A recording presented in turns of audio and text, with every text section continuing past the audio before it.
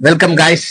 இந்த வீடியோல நம்ம என்ன பார்க்க போறோம்னா விடாமுயற்சி படத்தோட ரிவ்யூ பத்தி தான் பார்க்க போறோம். இந்த படத்தோட கதையை பத்தி பார்த்தோம்னா அஜித்தும் த்ரிஷாவும் வந்து லவ் பண்றாங்க. லவ் பண்ணி கல்யாணமும் பண்ணிக்கிறாங்க. அந்த கல்யாணத்துல அவங்களுக்கு வந்து ஒரு சில வேறுபாடுகள் வருது. அதனால வந்து த்ரிஷா வந்து டைவர்ஸ் கேட்டுறாங்க அஜித்துக்கு. அதனால வந்து அஜித் வந்து த்ரிஷா வந்து அவங்க வீட்டுல இருக்கணுன்றதுக்காக போறாரு. அப்போ ஒரு சிங்கிள் ஸ்டிச் ஹைவேல போறாரு. ஸோ அந்த ஹைவேல போக்குள்ள த்ரிஷா வந்து ஒரு கேங் வந்து கடத்திடுறாங்க.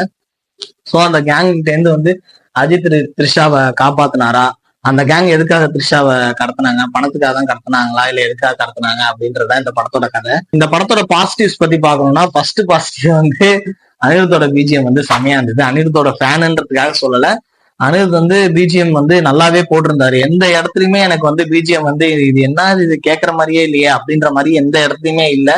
ரொம்ப சூப்பராகவே பிஜிஎம் போட்டிருந்தாரு. மெயினா வந்து அந்த கடவுளை அஜித்தை டோனை வந்து டைட்டில் கார்ட்ல யூஸ் பண்ணது வந்து ரொம்பவே தேட்ரிக்கல்ல சூப்பரா இருந்தது. அதே மாதிரியே அந்த ட்ரெய்லர்ல லாஸ்டா வர ஒரு சூப்பரான ஒரு வயலின் பர்சனும் நல்லா சூப்பரா இருந்தது படத்துல. அதுக்கப்புறம் பார்த்தோம்னா கார் ஸ்டன் சீக்வன்ஸ்லாம் நல்லாவே இருந்தது. 2-3 ஸ்டன் சீக்வன்ஸ் சூப்பரா எடுத்திருந்தாங்க. கார் ஸ்டன் சீக்வன்ஸ் ஒன்று வந்து செகண்ட் ஹாஃப்ல வரும், அது ரொம்பவே சூப்பரா இருந்தது. அதே மாதிரி ஒரு வீட்டுக்குள்ள ஒரு ஃபைட் ஒன்று வரும், தாத்தாவை அடிக்கிற மாதிரி, அந்த ஃபைட்டுமே ரொம்ப சூப்பரா இருந்தது. படத்துல மிஸ்டேக்குன்னு பார்த்தா இந்த கதையை வந்து இந்த அளவுக்கு இழுத்து எடுக்கணுமா அப்படின்ற மாதிரி இருந்தது. ரொம்ப என்கேஜிங்கா ரொம்ப நிறைய ஹை மூமெண்ட்ஸ் வச்சு நிறைய வந்து ஒரு சேசிங்கு, நிறைய வந்து ஒரு காமெடி அந்த மாதிரிலாம் எதுவுமே இல்லாம ஒரு சட்டிலாவே தான் இருந்தது ஃபர்ஸ்ட் ஆஃப். அதனாலே வந்து ரொம்ப ஸ்லோவா தெரிஞ்சுது. இன்னுமே வந்து ஸ்கிரீன் பிளே வந்து சாரஸ்யமா எழுதிருக்கலாம் அப்படின்ற மாதிரி தோணுது. ஃபார் எக்ஸாம்பிள் கழகத்தலைவன்ல பாத்தீங்கன்னா அந்த வில்லன் வந்து உதயநிதியை வந்து ஒரு ஸ்டெப் பை ஸ்டெப்பா அப்படியே இது பண்ணி வந்திருப்பாரு.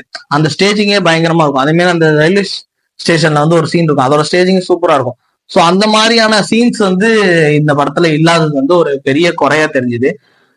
பெரிய குறையா தெரிஞ்சாலும் வந்து படத்தை பார்க்கவே முடியல, கடுப்பா இருக்கு அப்படின்லாம் இல்லை.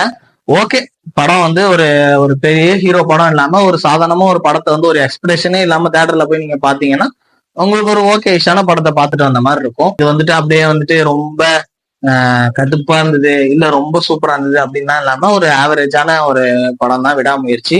என்னதான் வந்து லப்பர் பந்து, லவ்வர், மகாராஜா அந்த மாதிரி வந்து நல்ல நல்ல படங்கள் தமிழ்ல வந்தாலுமே இந்த மாதிரி பெரிய ஹீரோஸோட படம் வந்து ஒரு ஃபுல்ஃபில்மெண்டா வரமாட்டேன்றதுன்றது வந்து ஒண்ணுமே ஒரு குறையாதான் இருக்கு இந்த படம் வந்ததுக்கு அப்புறமே.